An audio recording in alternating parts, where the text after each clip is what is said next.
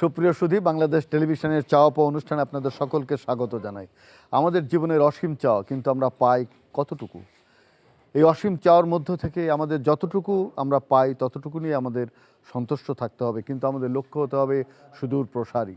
Robert Frost বলেছিলেন, woods are lovely dark and deep, but I have promise to keep miles to go before I sleep, miles to go before I sleep. আমাদের যেতে হবে ঘুমিয়ে পড়ার আগে অনেক দূর। আমরা ঘুমিয়ে পড়ার আগে অনেক দূর যাব, কিন্তু আমাদের জীবনের যে লক্ষ্য, সেই লক্ষ্য আমাদের অর্জন করতে হবে। প্রিয় দর্শক, আপনাদের সকলকে আজকের চাওয়া পাওয়া অনুষ্ঠানে আবারও স্বাগত জানাই, এবং আমরা শুরু করব একটি গান দিয়ে। এস এম লুৎফর রহমানের গান, এই সুমনা কে, শুনবো তার গানের মধ্য দিয়ে।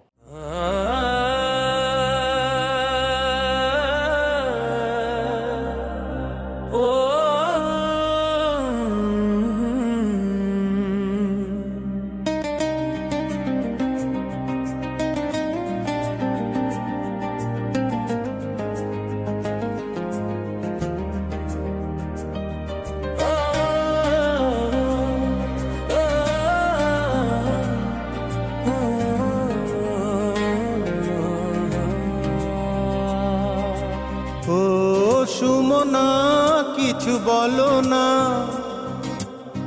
হৃদয়ে পাগল করে কেন কর ছলনা, ঘুম নিয়েছো কেড়ে কেন তা তুমি বোঝো না। ও সুমনা কিছু বলো না, হৃদয়ে পাগল করে কেন কর ছলনা, ঘুম নিয়েছো কেড়ে কেন তা তুমি বোঝো না। ও সুমনা কিছু বলো না।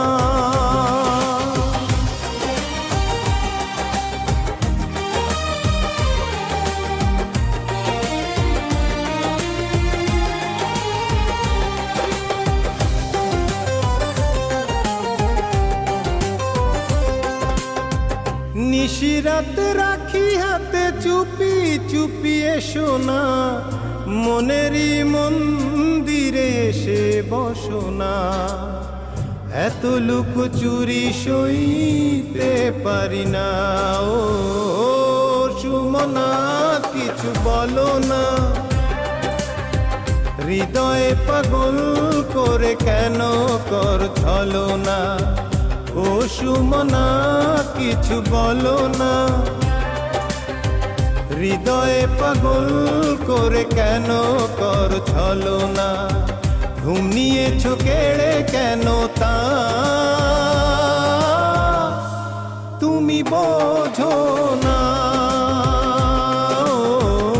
ও সুমনা কিছু বলো না।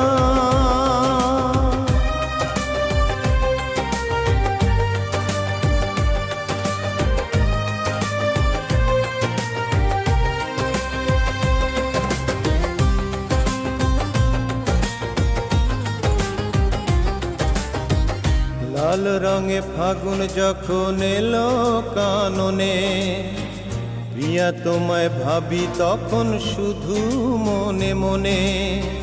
হৃদয় করে ছড়িনি ওগো অভিমানী, ঝরা পাতা সবুজ হলো ওই প্রেমের ছোঁয়ায় কেন তা জানো না।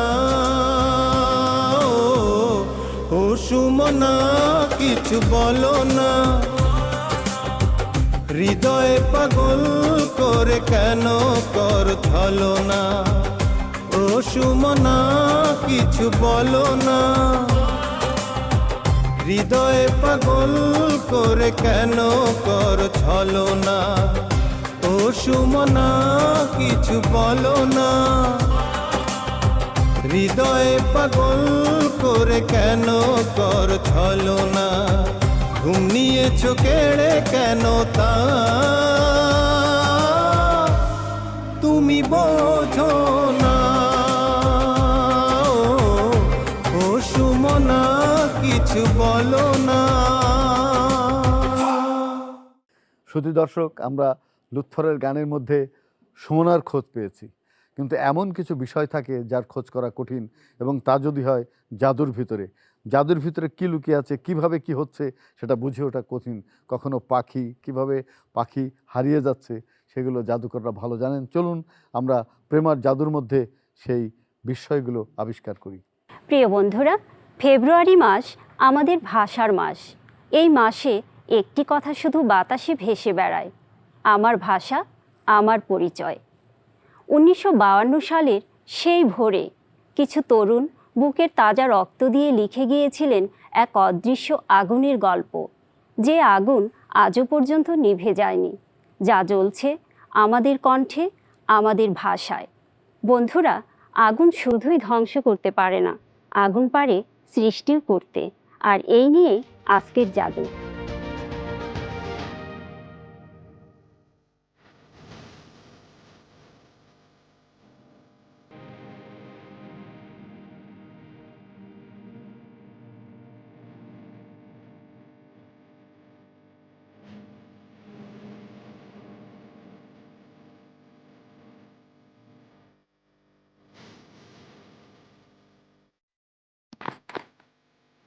বন্ধুরা, এই আগুন থেকে জন্ম নিল শান্তি, আর এই শান্তি আমি বিলিয়ে দেব আমাদের সকলের মাঝে।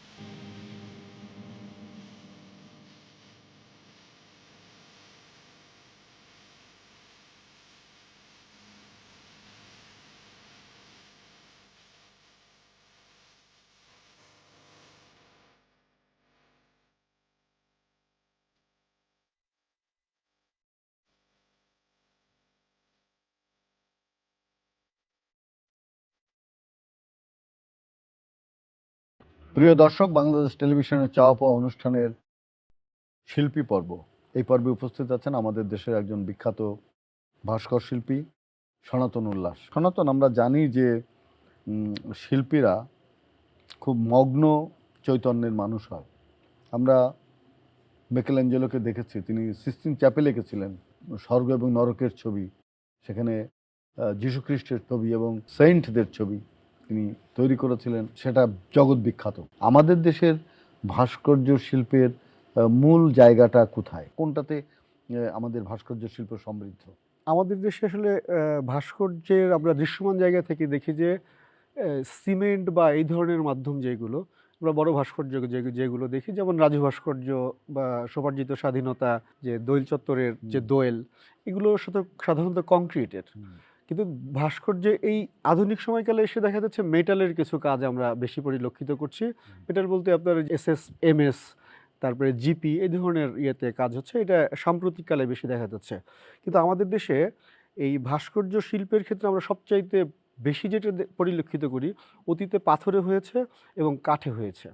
কাঠটা অনেক পুরনো মাধ্যম, এখন এই সময়কালে অনেক আধুনিক অনেক রকমের মেটাল, অনেক রকমের বস্তু বের হয়ে গেছে, যেটা দিয়ে আমরা আসলে অনেক কাজ করতে পারি। ভাস্কর্য তৈরি করতে কতদিন লাগে? কোনো কোনো ভাস্কর্য 1 মাসে হয়, কোনো কোনো ভাস্কর্য কাজের পরিসর অনুযায়ী 10 দিনে হয়, কোনোটা 3 বছরেও শেষ হয় না। যে আমাদের মহাবিশ্বে যত উপাদান আছে, এই হীরা, মানিক, সোনা, জহরত, এরকম নানান উপাদান আছে যেটা পৃথিবীর বাইরে অনেক জায়গায় আপনি খুঁজলে পাওয়া যাবে। কিন্তু কাঠ, এইটা পৃথিবীর বাইরে এই মহাবিশ্বে আর কোথাও এখন পর্যন্ত আবিষ্কার করা যায়নি। আমি এই কাঠ বা গাছ, মূলত কাঠটা তো আসে গাছ থেকে। আমি এই বলতে চাই যে পৃথিবীকে যদি আমরা সেভ করতে চাই তাহলে তো আমাদের গাছকে গুরুত্ব দিতে হবে। আমি বেসিক্যালি কোনো গাছ কাটি না, আমি গাছ লাগানোর চেষ্টা করি। আর কোনো গাছ ঝড়ে ভেঙে গেলে ওই গাছটার থেকে অংশবিশেষ নিয়ে বা কোনো গাছ কেটে ফেললে সেটা শেকড় নিয়ে, কারণ আমাদের সারা বাংলাদেশে প্রচুর পরিমাণ কাঠের ওয়েস্টেজ পাওয়া যায়। আমি কাজ করার ক্ষেত্রে সবচাইতে বেশি গুরুত্ব দিই হচ্ছে ওয়েস্টেজ কাঠগুলো নিয়ে। ওয়েস্টেজ, শুধু কাঠ না, যে কোনো ধরনের ওয়েস্টেজ উপাদান। আমার তো মনে হয় যে বুড়িগঙ্গার যে তলদেশে যে রাবিশ আছে এটা আমাকে তুলে দিলে আমি এগুলো দিয়ে ভাস্কর্য করতে পারবো। আমার তো মনে হয় কোনো কিছু ফেলনা না, না, পৃথিবীর সবকিছুর কোনো মধ্যে কিছু আলো ফেলনা না, আছে। শুধু ফেলনা হচ্ছে আমরা মরে গেলে আমাদের কোনো কাজে লাগে না যদি আমরা সেটা দান করে না যাই। কিন্তু একটা গাছ মরে যাওয়ার পরে ওই গাছের শেকড়টা দিয়ে কাজ করা যায়, ওই গাছের পাতা দিয়ে কাজ করা যায়, বাকল দিয়ে কাজ কুকুর করা দিয়ে যায়। একটা কুকুর ছানা তৈরি করেছেন। এটা মজার ব্যাপার হচ্ছে, এক সন্ধ্যায়, শীতের সন্ধ্যায় আচ্ছা। আমরা বন্ধুরা বসে শীতের আগুন পোহাচ্ছিলাম, ওর মধ্যে থেকে কেউ একজন এইটা বের করার পর আমার হাতে দিল।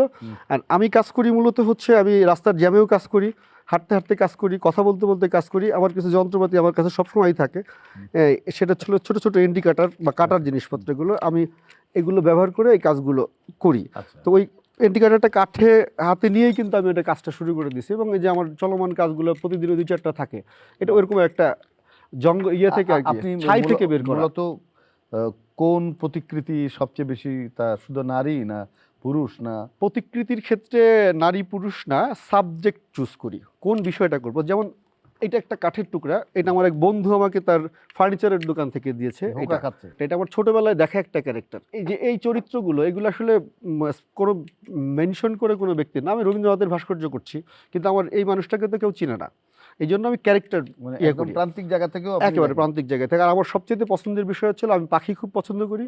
আমার একটা কন্যা সন্তান আছে, ওর নাম মেঘবতী স্লোগান, কিন্তু আমি ওকে পাখি নামে ডাকি। আচ্ছা। আর আমার প্রিয় লাইন হচ্ছে, আমি লিখিও একটু, আমার প্রিয় লাইন হচ্ছে, পাখিটা বুকের ভেতর রয়। এই জন্য আমার কাজের মধ্যে অনেক বেশি পাখির উপস্থিতি থাকে। আপনার মেয়ে কি এগুলো দেখে আনন্দ পায়? ও নিজে ছবি আঁকে, ভারী বিষয়গুলো পারে না। ও প্রতিদিন সে পেইন্টিং করে, আচ্ছা। প্রতিদিন সে ছবি আঁকে, সেই পাখির ছবি আঁকে পছন্দ মতো করে আর কি। ও বিশেষত হচ্ছে মহাজাগতিক বিষয়গুলো আর কি। হ্যাঁ, একে এগুলো দেখায় আব্বু কেমন হলো। হ্যাঁ, খুব আমাদের মধ্যে সবসময় এই বিষয়গুলো নিয়ে কনভারসেশন হয়। হুম। বাহ, কন্যা একদম বড় শিল্পী হবে। এটা তো শো পিস হিসেবে বিক্রি হ্যাঁ, হতে পারে। আমাদের দেশের মানুষরা যেটা চায় সেটা ছিল, সে এটা পছন্দ করে, এটা নিয়ে যেতে চায়। এটা একটা চুলায় ঢুকাচ্ছিল একটা কাঠ, আমি ওনার কাছ থেকে ওই কাঠটা চেয়ে নিছি। ওই কাঠটা চেয়ে নিয়ে আমি 2 দিন পরে ওনাকে যে এটা দেখাইছি, এটা কিন্তু চুলার মধ্যে লাকড়ির চুলা, মানে রুটির চুলায় ঢুকছিল। ওইখান থেকে কাঠের টুকরাটা নিয়ে আমি একটা এন্টি কাটার দিয়ে কাটা শুরু করে দিচ্ছি। এখানে একটা চশমা হয়ে গেছে। হরিণ। কিন্তু হ্যাঁ, হরিণ, there is two dog, they are making baby.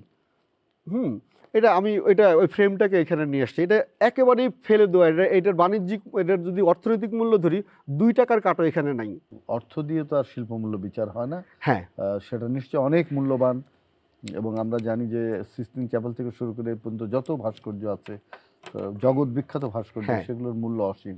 আমাদের কোনো কিছুই যে তুচ্ছ না, তুচ্ছকে যে ভালোবাসে সেই তো সামাজিক।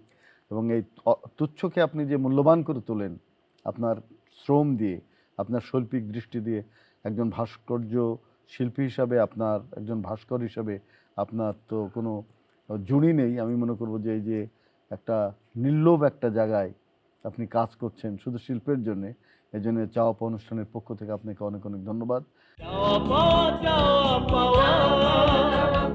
প্রিয় দর্শক, আমরা ভাস্কর সনাতনের ভাস্কর্য দেখেছি।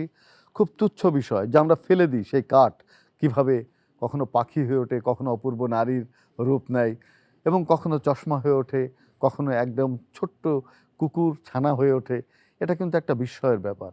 এবং আমরা এখন কাজলের কাছে যাব, কাজলের কৌতুক কিভাবে আমাদেরকে এইসব ছোট ছোট ঘটনা কিভাবে আনন্দের জগতে নিয়ে যায় কাজল, সেটি আমরা শুনব।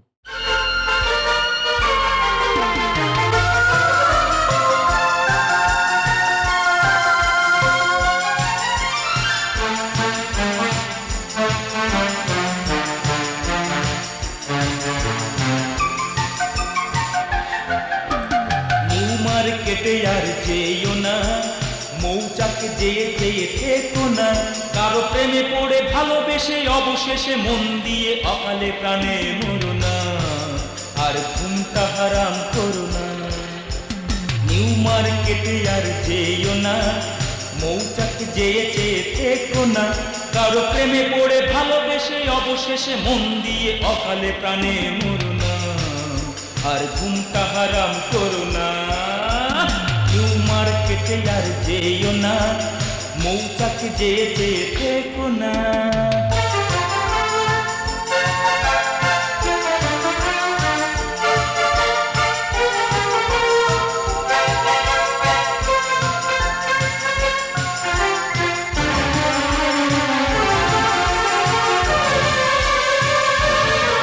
পরা জিন্সের প্যান্ট পায়ে হাই হিল, লাল গেঞ্জিতে বুকে আঁকা গান চিল। পরা জিন্সের প্যান্ট পায়ে হাই হিল, লাল গেঞ্জিতে বুকে আঁকা গান চিল। তোকে তো ব্যবস্থা থাকবেই, আর তখন তোমার ভালো লাগবে। তার প্রেমে পড়ে ভালোবেসে অবশেষে মন দিয়ে অকালে প্রাণে মরো না, আর ঘুমটা হারাম করো না। নিউ মার্কেটে আর যেও না, মৌচাক যেয়ে চেয়ে থেকো না, কারো প্রেমে পড়ে ভালোবেসে অবশেষে মন দিয়ে অকালে প্রাণে মরো না, আর ঘুমটা হারাম করো না। নিউ মার্কেটে আর যেও না, মৌচাক যেয়ে চেয়ে থেকো না।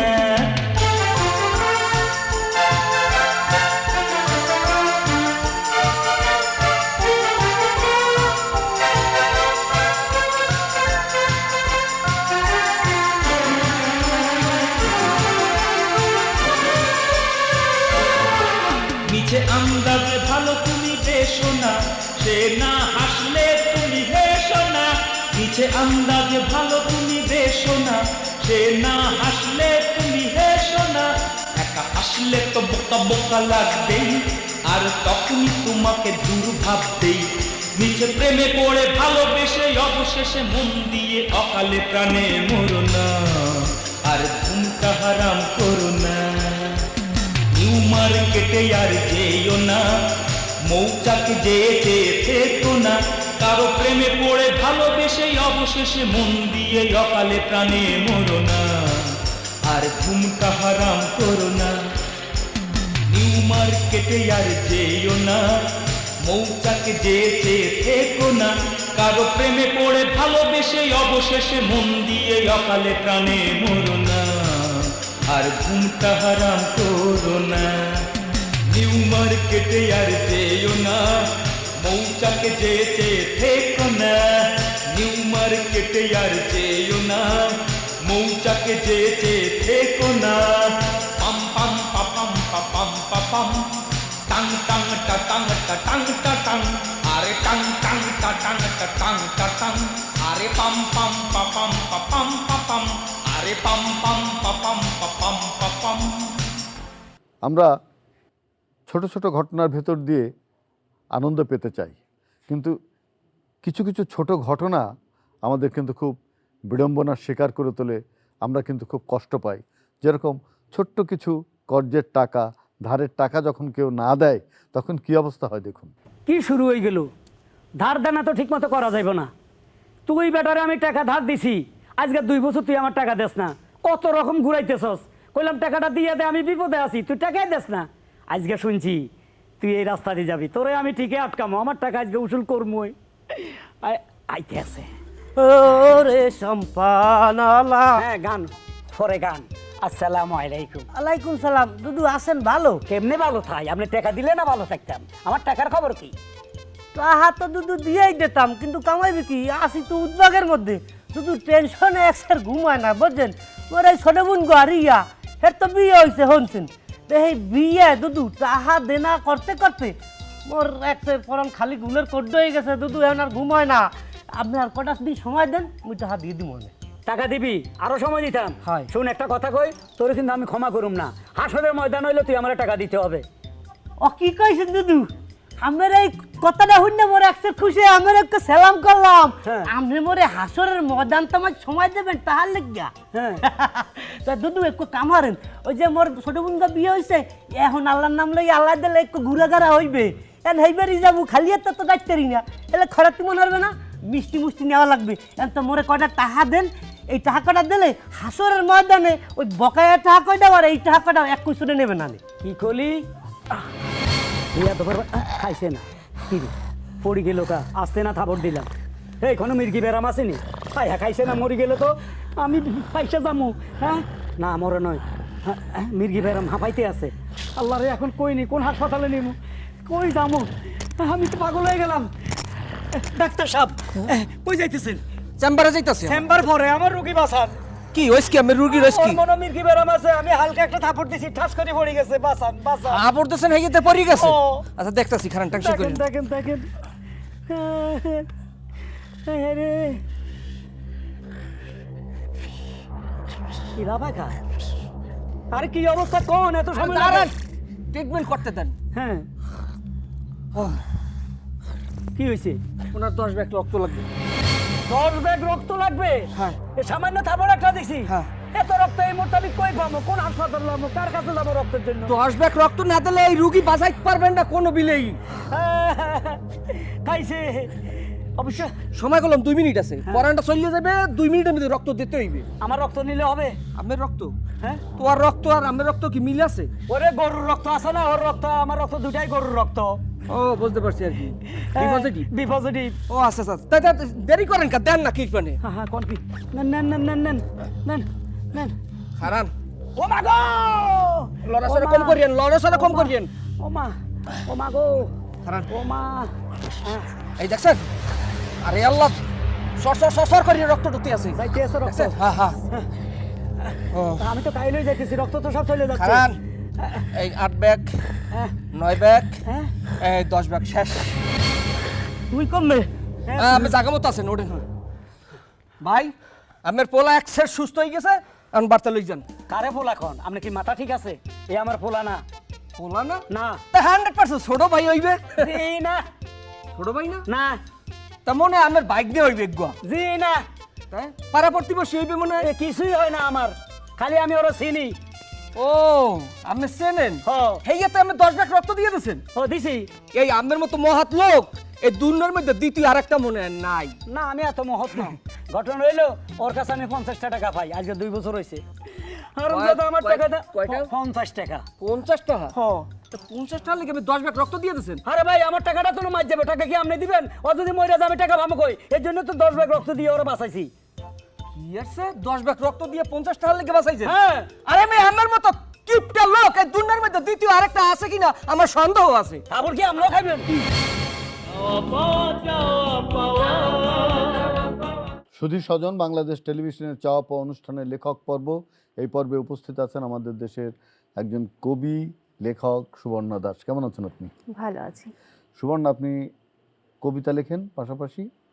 আমি কবিতা, উপন্যাস, গান, গল্প, মোটামুটি সব সেক্টরে কাজ করেন, হ্যাঁ সাহিত্য সবগুলো শাখায়। শাখায় তো সবচেয়ে ভালো লাগে কোনটা লিখতে? সবচেয়ে ভালো লাগে আমার ছন্দ কবিতা লিখতে। ছন্দের কবিতা লিখতে? হ্যাঁ, কেন? আমার কেন যেন মনে হয় কবিতা মানে ছন্দ, ছন্দ মানে কবিতা, মন থেকে চলে আসে ছন্দটা। বাংলা ভাষা যে 3টা ছন্দ আছে, হ্যাঁ। অক্ষরবৃত্ত, মাত্রাবৃত্ত, স্বরবৃত্ত, তো এই 3টা ছন্দে কি আপনি লেখেন? 3টা ছন্দেই লিখি। এই যে উপন্যাস লেখেন, সেটা কি শুধুই প্রেমের, না আমাদের সমাজ জীবনের অনেক ঘাত প্রতিঘাত, যন্ত্রণা, বাস্তবতা, এইগুলো আপনার লেখায় আসে? বর্তমান সমাজের যে বিষয়গুলো সেগুলো তুলে ধরি। আমি যে 2টো উপন্যাস লিখেছি সেটার একটি উপন্যাস হলো মা আমিও তারা হব। মা দেহত্যাগ করার পরে অর্থাৎ মৃত্যুর ওপারে চলে যাওয়ার পরে তার সন্তানের যে কি অবস্থা হয় এবং সৎমা ঘরে আসার পরে তার সন্তানটা কতটা অবহেলিত হয়, ভয়াবহ। হ্যাঁ সেই বিষয়টা আমি ওই গল্পের উপন্যাসে তুলে ধরেছি। উপন্যাস মানুষ বেশি পড়ে না কবিতা বেশি পড়ে? উপন্যাসটা এটা জীবনধর্মী, এটা পড়ে বেশি আনন্দ পায়। তাছাড়া কবিতা আসলে এক একজনের ভালো লাগে এক একটা, এখন যে যেটা পড়ে আনন্দ পায় সেটা। তবে কবিতাটা বেশি পড়ে মনে কবিতা হচ্ছে। কখন লেখা শুরু করলেন? একদম তরুণ বয়সে? আমি যখন এইচএসসি পড়ি লালমাটিয়া মহিলা কলেজে, তখন থেকে আমার কবিতার হাতে। অনেকে বলে যে কাউকে ভালো লাগার ভেতর দিয়ে কবিতার জন্ম হয়, কিংবা প্রেমে যদি সে যে বিরহ যাপন করে তখন সে কবিতা লেখে। আপনার কি হয়েছে? আমি তখন দেখেছিলাম নারীদের প্রতি অবহেলা, আচ্ছা, সেই অবহেলা থেকেই আমার কবিতা লেখা। তখন কলেজ ম্যাগাজিনে একটি কবিতা ছাপা হয়েছিল সেই নারীদের অবহেলা নিয়ে। হ্যাঁ, সেই কবিতার মধ্যে সেটার স্ফুরণ ঘটেছে। নজরুলের একটা কবিতা আছে নারী, তিনি বলছেন যে বিশ্বে যা কিছু মহান সৃষ্টি চিরকল্যাণকর, অর্ধেক তার করিয়াছে নারী, অর্ধেক তার নর। নারীকে যে সম্মান দেয়া, নজরুল কিন্তু প্রথম সেটা বাংলা কবিতায় দিলেন। একজন নারী হিসাবে আপনি কি মনে করেন যে নারীদের লেখার স্বাধীনতা কতটা? মানে সংসার যাপন করে এবং বাইরেও আপনারা জানেন যে নারীরা অনেক সময় অবহেলিত, অবদমিত হয়, তো সেই জায়গায় তার লেখার স্বাধীনতা কতটা, কতটা নিজেকে প্রতিষ্ঠা দিতে পারে? ইচ্ছে থাকলে উপায় হয়। আমি লেখালেখির পাশাপাশি আমি একজন শিক্ষক। আমি শিক্ষকতা করি। আমার শিক্ষকতার বয়স 21 বছর। তো আমি শিক্ষকতা, সংসার, আমার 2 ছেলে, ওদেরকে মানুষ করে আমি লেখালেখি পুরো দমে চালিয়ে যাচ্ছি। এবং একদিন না লিখলে আমার ভিতর থেকে একটা তাগিদ চলে আসে, আমাকে লিখতে হয়। আমি অলওয়েজ ধ্যানে থাকি লেখার আপনার মাধ্যমে। প্রতি কি চায় যে আপনি লেখালেখি করেন? আমার প্রতি মানে ওর উৎসাহ এবং অনুপ্রেরণায় আমার লেখা আরও বেগবান হচ্ছে। খুব ভালো। তা আপনারা কবিতা শুনবো? জি, আমার স্বরচিত কবিতা সেদিনও। সেদিনও ঠিক এমনি করে প্রভাত হবে আলোয় ভরে, এমনি করে কাঁঠাল চাপা গন্ধ সুধায় রাগবে গিরে, বইচি ফুলের কলে বরে ফাগুন আসবে আগুন রূপে, এমনি করে শাপলা মুকুল পূর্ণ হবে সুঠাম ঢেপে, জ্যোৎস্না রাতে গাছের ফাঁকে এমনি করে হাসবে শশী, বটের ছায়ায় রাখালে রাজা ডাকবে সুরে বাজিয়ে বাঁশি, এমনি করে উঠুন পরে হাঁটি হাঁটি পাপা করে, হাসবে শিশু খেলবে কিশোর মন ভুলাবে মধুর স্বরে, বাজবে সানাই নহবতে শলা জাখি জাগবে বাসর, এমনি করে অঙ্গন পরে নাচে গানে জমবে আসর, ভুবন পরে এমনি করে জাগবে আশা হাসবে বাসা, মায়া জালের মায়া মোহে স্বপ্ন দেখবে ভালোবাসা, সেদিনও ঠিক এমনি করে সকল চলবে সরব ভরে, শুধু আমার নিথর দেহ অগ্নি হবে চিতায় পুড়ে। খুব বেদনার কথা, যখন এত আনন্দ হবে পৃথিবীতে, সমাজে, সংসারে আপনি থাকবেন না, কিন্তু কবিরা থাকে তাদের সৃষ্টিতে। ভালো থাকবেন আপনি। অনেক ধন্যবাদ।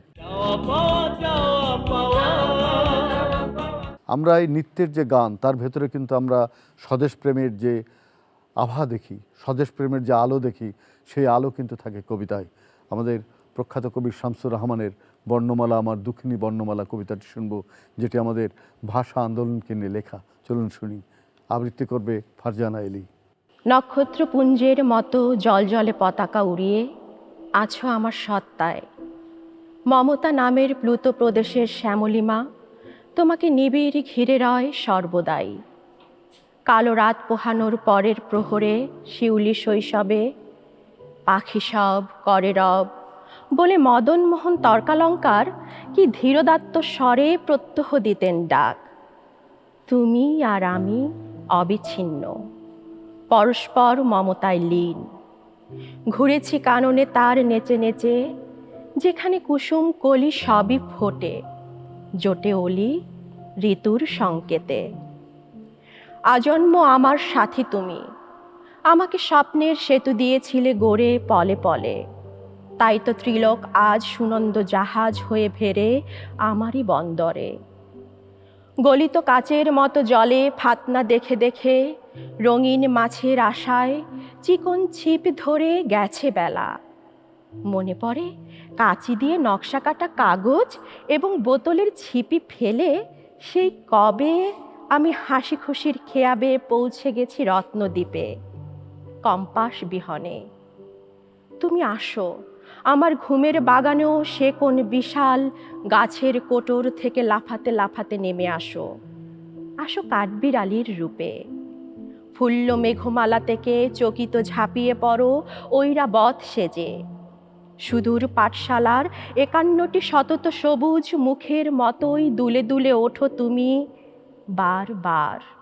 কিংবা টুকটুকে লঙ্কার ঠোঁট টিয়ে হয়ে কেমন দুলিয়ে যাও স্বপ্নময়তার চৈতন্যের দ্বার। আমার এই অক্ষি গোলকের মধ্যে তুমি আঁখি তারা, যুদ্ধের আগুনে, মায়াবীর তাণ্ডবে, প্রবল বর্ষায় কি অনাবৃষ্টিতে, 12 বনিতার নূপুর নিক্কণে, বনিতার শান্ত বাহুর বন্ধনে, ঘৃণায় ধিক্কারে নৈরাজ্যের এলো ধাবারি চিৎকারে, সৃষ্টির ফাল্গুনে। হে আমার আঁখি তারা, তুমি উন্মেলিত সর্বক্ষণ জাগরণে। তোমাকে উপড়ে নিলে বলো কি থাকে আমার, 1952 দারুণ রক্তিম পুষ্পাঞ্জলি বুকে নিয়ে আছো সগৌরবে মহীয়সী। সে ফুলের একটি পাপড়িও আজ ছিঁড়ে দিতে দেব না কাউকে। এখন তোমাকে নিয়ে ইতর বেলাল্লাপানা চলছে বেদম। এখন তোমাকে নিয়ে খ্যাংরার নোংরামি। এখন তোমাকে ঘিরে খিস্তি খেউয়ের পৌষ মাস। তোমার মুখের দিকে আজ আর যায় না তাকানো বর্ণমালা, আমার দুঃখিনী বর্ণমালা। শুধু দর্শক, আমরা শামসুর রহমানের বর্ণমালা আমার দুঃখিনী বর্ণমালা কবিতার আবৃত্তি শুনেছি। আমরা এখন শুনবো ফেরদৌসারার গান। এই গানের মধ্যেও মা, মাতৃভূমি, স্বদেশের প্রতি যে দায়বদ্ধতা একজন শিল্পীর, একজন সুরকারের, সেটি আমরা এখানে দেখব। চলুন আমরা শুনি ফেরদৌসারার গান।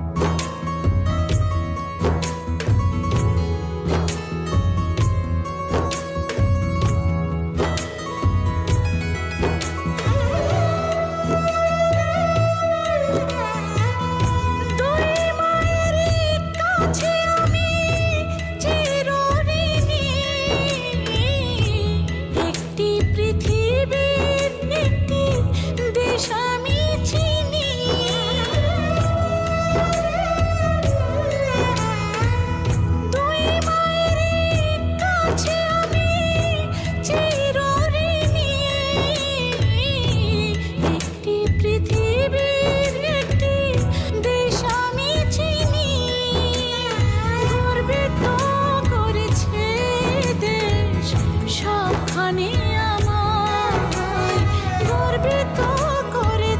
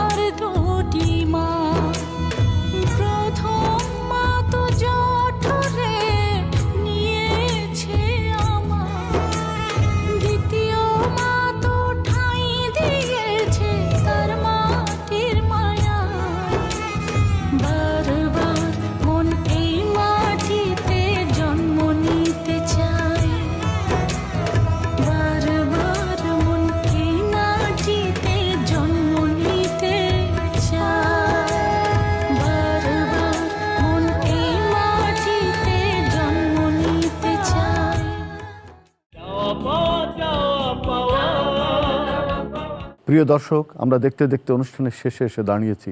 বাংলাদেশ টেলিভিশনের চাওয়া পাওয়া অনুষ্ঠানে আমরা সবসময় আমাদের ঐতিহ্য, আমাদের নিজস্ব শিল্প সেগুলো নিয়ে আমরা কাজ করতে চাই।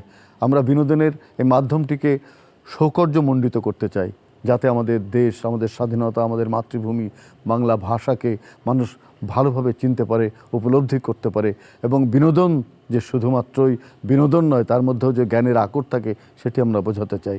আমরা জীবনের লক্ষ্য স্থিরকে সামনে এগোবো এই প্রত্যাশায় শেষ করছি। সবাই ভালো থাকবেন, সুস্থ থাকবেন।